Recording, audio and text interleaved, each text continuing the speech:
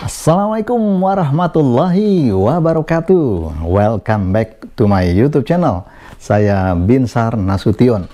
Video kali ini saya akan ajak Anda dan sekaligus menunjukkan bagaimana caranya membeli mobil di Amerika Serikat.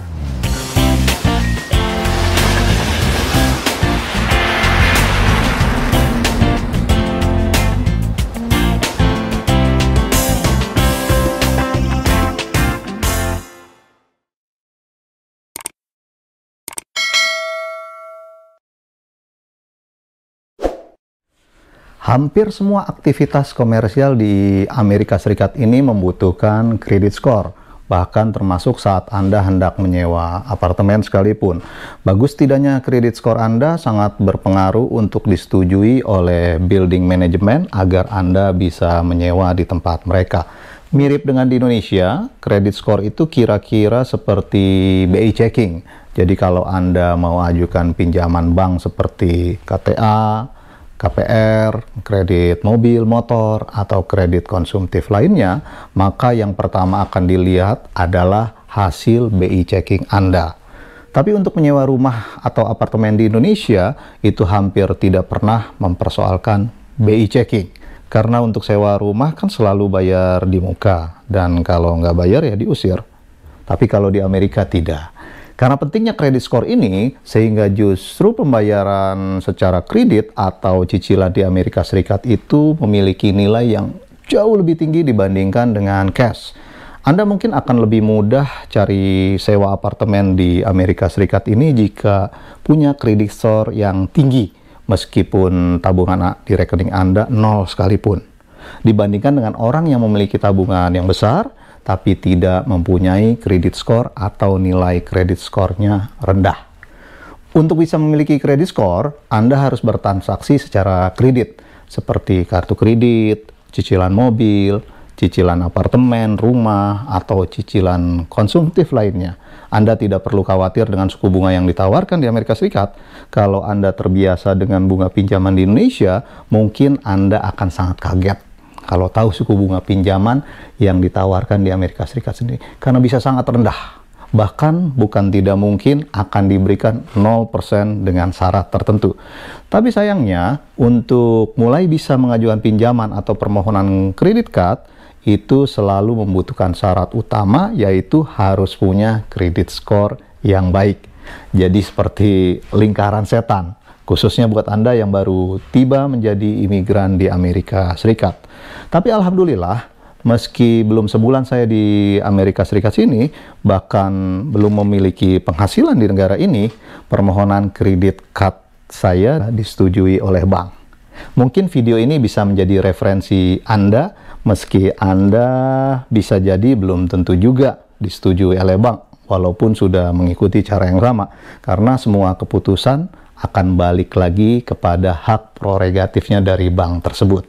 Saya akan mulai dari kartu kredit dulu.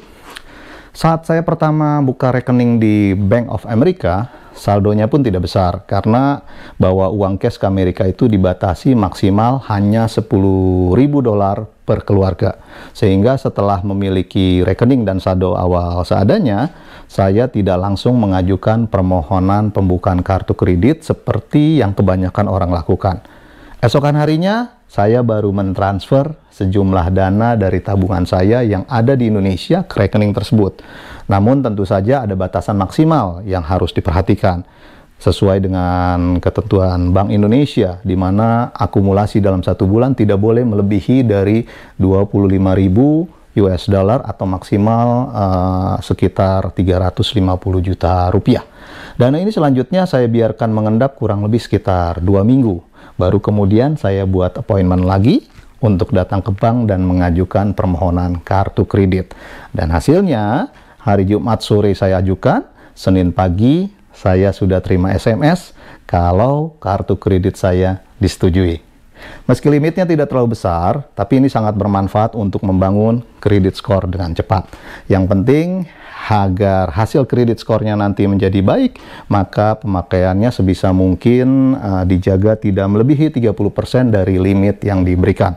Dan pembayaran bulanannya pun harus tepat waktu. jangan sampai terlambat. Dan hari ini saya akan coba ajukan pembelian mobil dengan cara kredit. Meskipun ini baru minggu ketiga saya berada di Amerika Serikat sini dan belum memiliki kredit skor sama sekali. Doakan semoga berhasil supaya kredit skornya jadi cepat keluar dan tidak perlu keluar cash juga. Rencananya mobil ini akan saya gunakan untuk tes praktek mengambil SIM Amerika Serikat 2 minggu yang akan datang. Saat ini saya sudah lulus tes tulisnya, dan untuk proses bagaimana cara mengambil SIM di Amerika Serikat akan saya share dalam video berikutnya nanti. Buat Anda yang berencana akan tinggal di Amerika Serikat, meskipun Anda memiliki kemampuan untuk membeli segalanya dengan cara tunai, saya sarankan tetap coba menggunakan pinjaman meskipun tidak besar, agar kredit skor Anda terbangun. Karena suatu saat nanti, hal ini mungkin akan berguna untuk Anda. Kita berangkat sekarang aja. Saya akan diantar oleh anak saya, Bang Boy, ke lokasi dealer yang sudah saya browsing sebelumnya. Setiap mobil di Amerika sini memiliki sebuah nomor unik yang disebut dengan VIN, Vehicle Identification Number. Semua informasi kendaraan tersebut, mulai dari kepemilikan, kerusakan, atau kecelakaan yang dilaporkan, termasuk kehilangan, penggunaan apakah mobil ini untuk pribadi atau sewaan, juga data perawatannya itu bisa dilihat melalui VIN tersebut. Karena setiap kendaraan di Amerika Serikat ini wajib memiliki asuransi, sehingga setiap kejadian maupun klaim yang diajukan untuk kendaraan tersebut pun akan tercatat dan bisa dilihat laporannya di database. Sehingga jika Anda berniat membeli mobil bekas, Anda bisa mengetahui riwayat kendaraan tersebut melalui nomor VIN yang ada. Salah satu website yang biasa digunakan untuk memeriksa riwayat kendaraan itu adalah Carfax.com. Jadi kalau Anda ingin membeli mobil bekas tapi minim pengetahuan tentang mobil, Anda bisa gunakan pencarian melalui situs itu. Dimulai dengan jenis kendaraan yang Anda inginkan dan lokasi dealer yang mau dicari. Kemudian Anda juga bisa membuat filter pada website tersebut untuk hanya mencari mobil yang tidak pernah ada laporan kecelakaan, yang pemiliknya merupakan tangan pertama, atau mobil yang hanya untuk penggunaan pribadi saja, dan juga mobil yang memiliki riwayat maintenance atau riwayat servis. Nanti akan keluar banyak pilihan sesuai dengan kendaraan yang Anda inginkan dan pada lokasi-lokasi yang terdekat dengan Anda. Semua kendaraan yang ada di dalam daftar tersebut merupakan kendaraan yang tidak pernah ada laporan kecelakaan, merupakan tangan pertama, hanya merupakan kendaraan pribadi dan memiliki riwayat servis karena tadi di depan sudah kita filter sebelumnya. Kalau Anda mau filter lebih detail lagi seperti tahun pembuatan, kilometer, harga, warna, model, dan sebagainya, itu juga bisa dilakukan pada website tersebut sehingga daftar pilihannya menjadi lebih spesifik lagi. Tapi mohon diingat, untuk tahun pembuatan mobil di Amerika Serikat ini sedikit berbeda dengan di Indonesia. Mulai bulan September setiap tahunnya, itu biasanya mobil tahun depan sudah mulai dijual juga oleh dealer. Misalnya saat ini kita itu bisa beli mobil untuk tahun pembuatan 2022. Meski sekarang ini masih bulan Oktober 2021. Jadi saat membeli mobil, jangan cuma fokus pada tahun pembuatannya saja, tapi juga perhatikan kilometernya. Jika ada mobil yang cocok untuk Anda, selanjutnya hanya tinggal kirim pesan ke penjual lewat website itu dan buat janji untuk test drive. Datangi dealernya, kalau cocok bayar, kalau kurang cocok, Anda boleh saja batal tidak membeli. Kalau mau dapat mobil yang lebih murah lagi, mungkin Anda bisa langsung cari dan lihat mobilnya di pinggir-pinggir jalan dengan membawa montir-montir bayaran. Tapi dengan cara ini tentunya juga ada resiko, bahkan resikonya mungkin lebih tinggi ya dibanding dengan cara sebelumnya. Dimana kalau pakai cara sebelumnya itu data sudah rapih mulai dari riwayat kendaraan maupun kredibilitas penjualnya. Sedangkan kalau Anda mau beli mobil baru, Anda bisa cari dealer terdekat lewat Google Map. Lalu buka satu persatu website dari setiap dealer yang ada. Coba lihat dulu di daftar inventory-nya apakah cukup tersedia pilihan mobil yang Anda inginkan. Harga yang biasanya tercantum di situs tersebut adalah belum final, belum termasuk pajak dan biaya-biaya lainnya. Biasanya mereka hanya mencantumkan harga jual yang disarankan oleh pabrik atau biasa dikenal dengan MSRP. MSRP itu singkatan dari Manufacturer Suggested Retail Price. Kalau dealer jual dengan harga MSRP ini, sebetulnya dealer sudah mendapatkan keuntungan karena harga yang dibayarkan dealer ke pabrik itu lebih rendah lagi, atau dikenal dengan istilah invoice price. Anda bisa tawar MSRP ini jika mau, karena memang masih ada ruang di sana untuk tawar-menawar. Di luar MSRP ini nantinya akan ada lagi biaya pajak, biaya plat nomor, biaya admin dealer, dan mungkin Anda juga akan ditawarkan tambahan servis yang bisa Anda tolak jika Anda tidak mau, seperti anti karat, poles body, aksesoris, dan lain-lain. Biaya pajak di Maryland kurang lebih sekitar 6%. Nah, kita udah mau sampai ke dealernya. Itu yang sekarang. Itu dealernya di depan sana.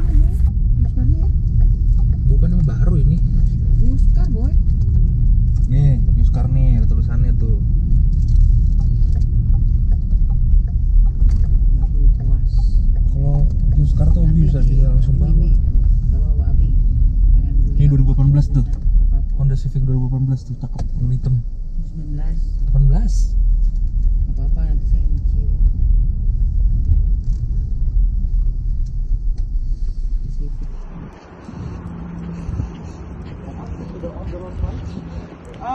Take a look at the sticker, but I'll show you what we have here.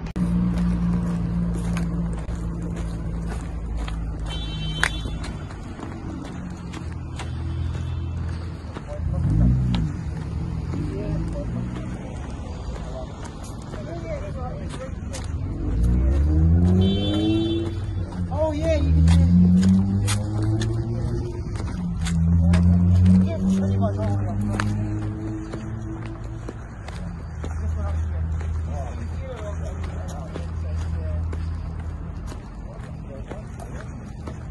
So that's the silver too. That so the two different kinds of silver. So one thing here is the dark silver and the light silver. I don't know where the white one is. It must be in amongst here somewhere. But yeah, these are the two. The white one looks like this color. Yeah.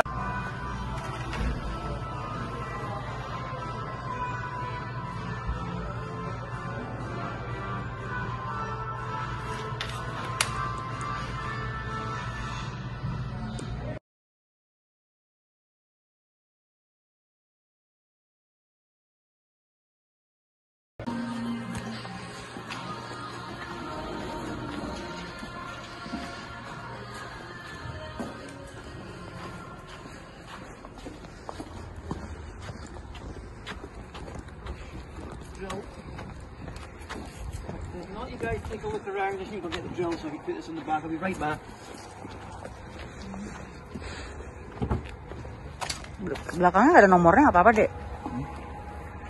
Nomornya nggak ada belakangnya.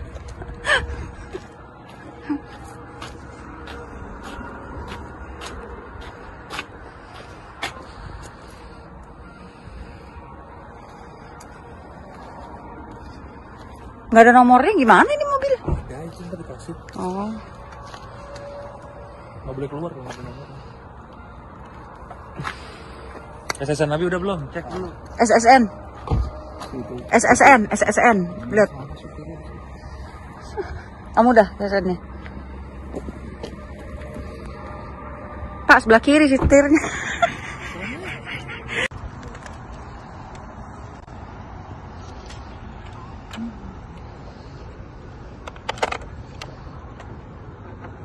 Doesn't even fit. Now, so click that. Yep. There we go. Yep, and then if you hit pair there. Lines of the road. No, it's just to kind of gives an aid to, so you can see that it's working. When you do have your phone connected via Bluetooth, you've obviously got all your controls here. Okay. So if you get a phone call, you can answer.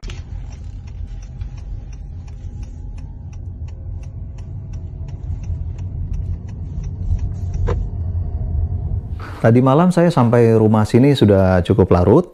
Saya juga harus memeriksa ulang surat-surat yang tadi malam saya tanda tangani. Mobil yang saya pilih tadi malam itu adalah mobil hybrid bensin dan listrik tahun 2022. Termasuk sangat jarang stoknya saat ini di Maryland. Hampir semua dealer itu kosong stok untuk tipe yang seperti mobil saya beli tersebut kalau dilihat dari website. Jadi posisi tawar saya itu tadi malam sangat rendah sekali. Bahkan dealer mematok harga di atas MSRP dengan market adjustment. Karena mobil ini mobil hybrid dan saya anggap ini sangat irit, kurang lebih 2-3 kali lipat dibanding dengan mobil biasa. Apalagi harga bensin di Amerika juga lumayan tinggi, jadi untuk pertimbangan jangka panjang saya tetap beli mobil tersebut. Saat negosiasi tadi malam, saya minta supaya term of payment-nya bisa dengan financing dengan tujuan agar transaksi ini bisa membangun credit score saya dengan lebih cepat. Saya juga katakan kalau saya akan gunakan mobil ini untuk tes praktek ambil SIM 2 minggu lagi, sehingga saat ini saya memang belum punya SIM Amerika Serikat, tapi saya punya SIM internasional sebagai gantinya. Pihak dealer meminta bukti kalau saya sudah lulus tes tulisnya, karena di situ seharusnya sudah tertera nomor SIM yang akan saya dapatkan nanti. Selain bukti tes tulis SIM, dokumen lain yang diminta adalah paspor, SIM internasional, SIM Indonesia, SSN, dan Green Card. Untuk Green Card ini saya tunjukkan visa imigran yang ditempel di paspor. Dan memang itu berfungsi sebagai Green Card sementara sampai dikirimkan Green Card aslinya nanti. Untuk memperkuat permohonan cicilan tersebut, dan juga karena saya belum punya penghasilan tetap di Amerika Serikat sini, mengingat masih baru 3 minggu tiba di sini, saya usulkan ke pihak dealer agar diajukan joint income dengan anak saya Bang Boy yang sudah bekerja di Amerika Serikat sini meskipun baru 2 bulan. Dan bahkan Bang Boy juga belum punya credit score. Saya juga bilang kalau saya masih punya income di Indonesia meski tidak besar. Berdasarkan data-data tersebut, pihak dealer coba ajukan permohonannya ke beberapa bank. Cukup lama saya menunggu keputusan dari bagian finance-nya. Jam 3 sore saya sampai di dealer, langsung lihat-lihat mobilnya sesuai yang tertulis di website, negosiasi, isi formulir, dan baru sekitar pukul 7 malam dapat persetujuan dari salah satu bank. Tapi saya harus bayarkan DP-nya itu hampir separuhnya, dengan bunga yang dikenakan sekitar 3 kali lipat dibanding dengan bunga pasar Amerika Serikat. Meski dengan bunga yang hampir 3 kali lipat, nilai yang saya bayarkan pun ternyata masih lebih rendah jika dibandingkan dengan simulasi bunga kredit mobil di Indonesia. Bunga kredit di Amerika Serikat memang terbilang sangat rendah karena inflasinya pun tidak tinggi. Selain itu, harga mobil di Amerika Serikat secara umum bisa dibilang relatif lebih rendah dibandingkan dengan harga mobil di Indonesia. Saya putuskan untuk ambil tawaran bank tersebut dengan perhitungan kalau nanti kredit skor saya sudah keluar dalam beberapa bulan ke depan, maka mobil akan saya lunasi agar bunganya tidak terlalu banyak yang harus ditanggung. Tidak ada penalti untuk pelunasan dipercepat, sangat ringan ketentuannya. Selain itu, saya juga diharuskan membuat asuransi mobil terlebih dahulu. Dan meskipun saat itu sudah malam, tapi ini tetap bisa dilakukan secara online dari aplikasi HP dengan menggunakan akun asuransi mobilnya Bang Boy. Pembayaran preminya nanti dibayarkan bulanan. Untuk premi asuransi ini sepertinya di Indonesia masih lebih murah. Selanjutnya adalah pembayaran DP. Awalnya saya pikir tidak mungkin akan bisa transaksi malam itu, mengingat semua bank sudah tutup sejak pukul 4 sore dan transfer online pasti ada batas maksimalnya. Tapi ternyata bisa dengan gesek kartu debit meskipun dengan nilai yang lumayan besar. Alhasil semua dokumen pun clear malam itu. Bahkan saat diketahui sudah ada bank yang mau menyetujui, mobil pun sudah dibersihkan oleh dealer lebih dahulu dan dipersiapkan untuk saya bawa. Sehingga setelah selesai dari ruangan finance, saya bisa langsung serah terima mobil seperti yang Anda lihat di video tadi. Luar biasa simple. Baru kali ini saya beli mobil, bayar, dan langsung bawa pulang saat itu juga. Di Amerika Serikat sini tidak ada yang namanya BPKB. Mungkin karena semua data sudah terintegrasi ke dalam VIN seperti yang saya jelaskan di awal. Surat kendaraan itu hanya berupa kertas biasa. Nah, untuk pembelian mobil second pun prosesnya kurang lebih sama saja. Tapi biasanya untuk mobil second dengan tahun yang tua, itu tidak banyak bank yang mau kasih cicilan. Semoga video ini bisa bermanfaat. Terima kasih. Assalamualaikum warahmatullahi wabarakatuh.